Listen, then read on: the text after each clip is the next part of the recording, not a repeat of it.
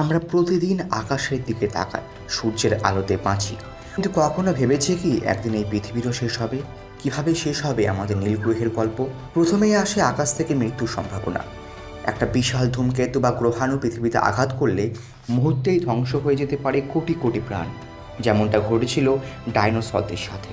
কিন্তু শুধু আকাশ থেকে নয়, মানুষ নিজের হাতেই তৈরি করছে পৃথিবীর শেষের সম্ভাবনা। জলবায়ু পরিবর্তন, পারমাণবিক যুদ্ধ কিংবা নতুন জৈব অস্ত্র, সবই আমাদের অস্তিত্বকে হুমকির মুখে ফেলতে পারে। কোনো কাছের তারা সুপারনোভা হয়ে বিস্ফোরিত হয়, তবে পৃথিবী ঢেকে যাবে প্রাণঘাতী রশ্মিতে। আবার সূর্যও একদিন শান্ত থাকবে না।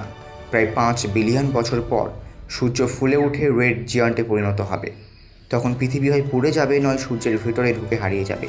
আরও দূরে তাকালে বিজ্ঞানীরা বলেন মহাবিশ্ব একদিন ঠান্ডা হয়ে যাবে, সব তারকা নিভে যাবে, আর শক্তি ছড়িয়ে পড়বে অনন্ত শূন্যতায়। সে অবস্থাকে বলা হয় তাপমৃত্যু বা বিগ ফ্রিজ। তখন পৃথিবী কোথাও থাকবে না, থাকবে শুধু এক শূন্য অন্ধকার মহাবিশ্ব।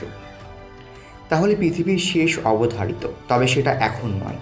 হয়তো কোটি কোটি বছর সময় আছে আমাদের হাতে, কিন্তু মানুষের তৈরি বিপদগুলো আসতে পারে অনেক দ্রুত। তাই আসল প্রশ্ন হলো, আমরা কি নিজেদের ভবিষ্যৎকে বাঁচাতে পারবো?